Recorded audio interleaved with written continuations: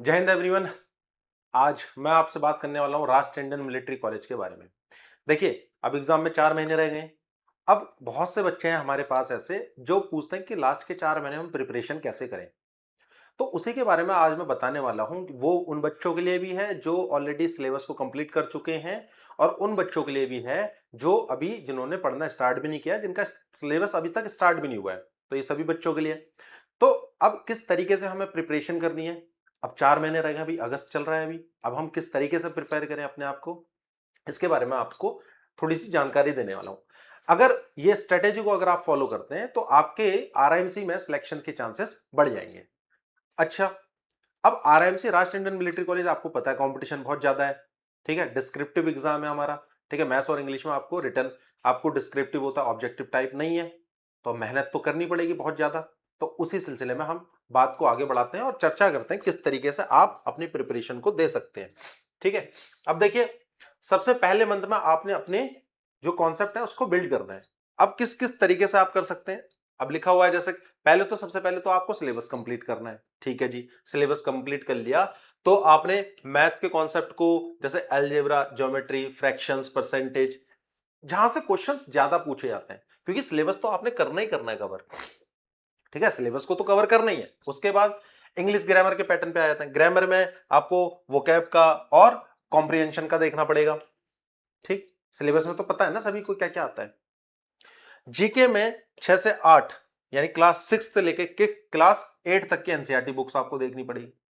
और डेली आपने क्या करना है, एक बार न्यूज़पेपर पढ़ना है, उसका आर्टिकल रीड करना है। ठीक है, इंग्लिश की कोई बहुत से बच्चे जो है इंग्लिश में ही रह जाते हैं। ठीक है, तो इंग्लिश वाला पोर्शन आपने खास तौर पे देखना है। ओके, अब ये तो मैंने बताई आपको क्या क्या करना है, फाउंडेशन किस तरीके से है, क्योंकि आपका इंग्लिश आता है 125 मार्क्स का। ठीक है, मैथ्स आता है आपका 200 मार्क्स का, और जीके आती है आपकी 75 मार्क्स की। ठीक है, अब अब फोकस कैसे करना है शुरू के। अब 4 महीने बचे हैं जैसे हम पे। ठीक है, अब सबसे पहले क्या करना है, मंथ पहले में तो आपने 40 से 50% आपने सिलेबस कवर करना है। पूरा सिलेबस तो नहीं हो पाएगा। ठीक है, बी प्रैक्टिकल। अगर आप प्रैक्टिकल होकर सोचोगे, ठीक है, इन चीजों पे अगर आप देखोगे, थोड़ा सा विचार करोगे, तो आपको लगेगा कि हाँ, 40 से 50% यानी 50% सिलेबस आपका मंथ 1 में कंप्लीट कवर करना है। अच्छा, अब इसके साथ साथ आपने पीवाईक्यूज लगाने हैं, चैप्टर वाइज लगाने। सबसे पहली बात तो आपने जैसे 40 से 50%, आपने 50% आधा सिलेबस आपने पहले मंथ में कवर करना है जैसे, तो उसमें साथ के साथ जैसे चैप्टर खत्म हो रहा है आपका, उसी के साथ आपने पीवाईक्यू भी लगाने। ठीक है, प्रीवियस ईयर क्वेश्चंस को देखना है आपने। ठीक है, हर टॉपिक के बाद। ओके, सेकेंड मंथ आ गए, आपने जो बचा कुचा सिलेबस है उसको कवर करके चलना है। अब उसमें क्या कर रहे हैं हम, जो पहले मंथ में हमने कवर करे थे सिलेबस, उनके साथ हम पीवाईक्यूज भी लगा रहे थे। अब सेकंड मंथ में हमने उन्हीं पीवाईक्यूज को कंटिन्यू करना है और अपना जो रिमेनिंग सिलेबस है उसको कवर करते हुए चलना है। क्लियर है यहां तक। अच्छा, जब ऐसा होगा तो 1 से 2 फुल पीवाईक्यूज भी लगा सकते हैं हम। बताओ भाई, 50% आपने फर्स्ट मंथ में कवर किया, उसमें आपने पीवाईक्यूज के साथ साथ चैप्टर वाइज सॉल्यूशंस के चैप्टर वाइज के साथ साथ आपने पीवाईक्यूज भी लगाए।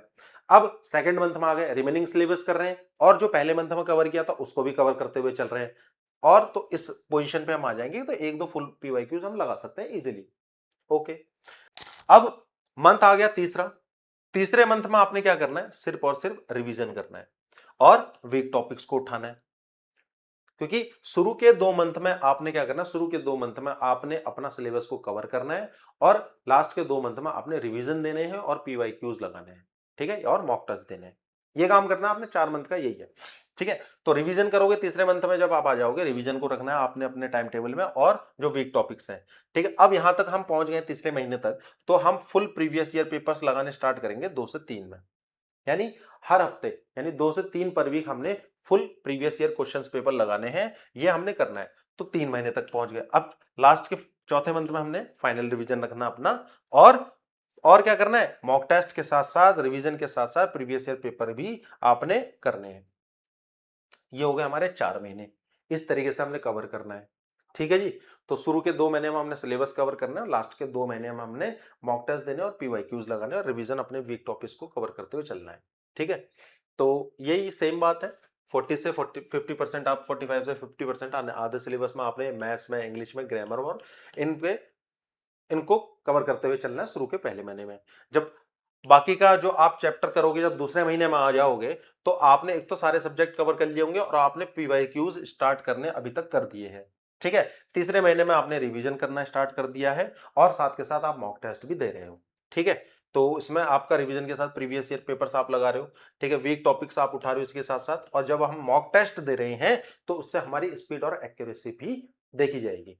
ठीक है, लास्ट में फाइनल रिवीजन। ओके, आगे जब हम फाइनल रिवीजन पे पहुंचेंगे तो हमने क्या क्या, एक तो हमने नया टॉपिक स्टार्ट नहीं करना, कोई भी नया टॉपिक हमने नहीं उठाना है, अपने नोट्स को ही रिवाइज करना है, जो भी हमारे नोट्स है उसको रिवाइज करना है, ग्रामर को पढ़ना है और जीके को सिर्फ रिवीजन रखना है हमने, और मॉक टेस्ट देना है प्रीवियस ईयर क्वेश्चंस के साथ। ठीक, ये तो हमारा हो गया, सॉल्व हमने करना है, क्योंकि अभी तक क्या शुरू के 2 महीने में जब हम कर रहे थे तो उसमें भी प्रीवियस पीवाईक्यूज हम लगा रहे हैं, और सेकंड मंथ में भी पीवाईक्यू, तो पीवाईक्यूज तो हम लगा ही रहे हैं कंटिन्यू। ठीक है, और फुल लेंथ मॉक टेस्ट देने in the actual exam time, जो भी हमारा एग्जाम टाइम है उसके अकॉर्डिंग हमने फुल मॉक देने हैं। ठीक है, तो ये हमारा 4 महीने का पूरा होना चाहिए इस तरीके से। टाइम टेबल को आपने डेली फिक्स करना है, ऐसा नहीं है कि आपने अभी आज पढ़ लिया कल नहीं पढ़ रहे, इस तरीके से नहीं करना। ठीक है, इंग्लिश की स्पीकिंग करनी है और डेली पढ़ना है, रिवाइज करना है हर संडे को, रिवीजन तो करना ही करना है। ठीक है, अपनी मिस्टेक्स को एनालाइज करना है, सबसे बड़ी गलती हम ये करते हैं, अपनी मिस्टेक्स को एनालाइज नहीं करते हैं। ठीक है, और कंसिस्टेंट रहना है आपने 4 महीने तक।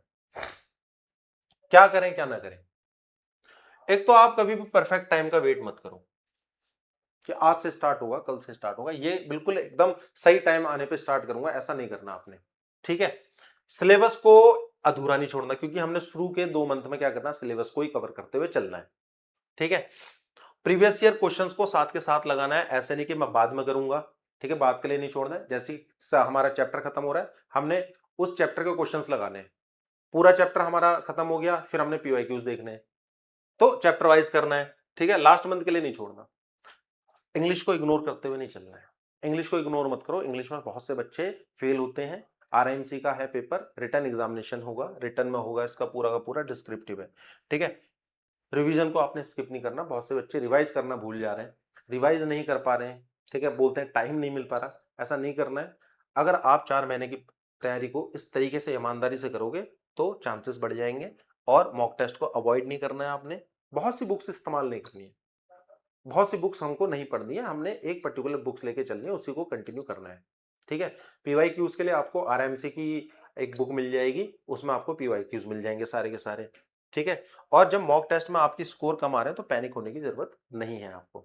ठीक है, ओके, तो ये थी मेरी तरफ से छोटी सी जानकारी, ये थी मेरी तरफ से छोटी सी जानकारी कि आपने इन 4 महीनों में किस तरीके से प्रिपेयर करना है अपने आप को। आराम से करिए, बी प्रैक्टिकल, 4 महीने हैं, 2 महीने सिलेबस कवर करना है, पीवाईक्यूज लेके चलने, लास्ट के 2 महीने में हमने मॉक टेस्ट देना है, रिवीजन करना है। ठीक है, और क्या नहीं करना है, बहुत सी बुक्स नहीं पकड़नी है इधर उधर से, अपना टाइम टेबल हमने डेली फॉलो करना है, ऐसा नहीं कि आज बैठ गए कल नहीं बैठ रहे, या गैप हो गया, गैप नहीं रखना है, क्योंकि 4 ही महीने हैं। ठीक है, दिसंबर में तो आपका एग्जाम है ही। सो इस तरीके से अगर आप फॉलो करेंगे सो आपके चांसेस बढ़ जाएंगे, क्योंकि कंपटीशन हमें भी पता है कितना टफ है, आपको भी अच्छे से पता है कितना टफ है, किस तरीके से चीजें होनी चाहिए, आरएमसी में किस तरीके से प्रिपरेशन होनी चाहिए।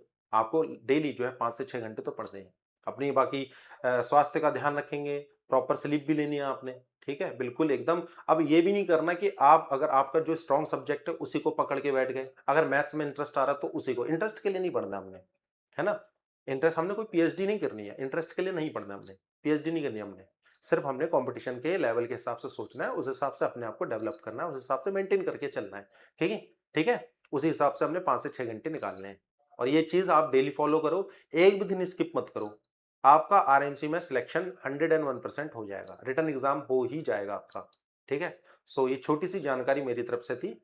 ठीक, आप बाकी आप अपनी प्रिपरेशन को करिए, जारी करिए, शुरू करिए उसको करना, और कोई परफेक्ट टाइम नहीं होता, आज से ही शुरू करें। ठीक है, तब तक के लिए थैंक यू एंड जय हिंद।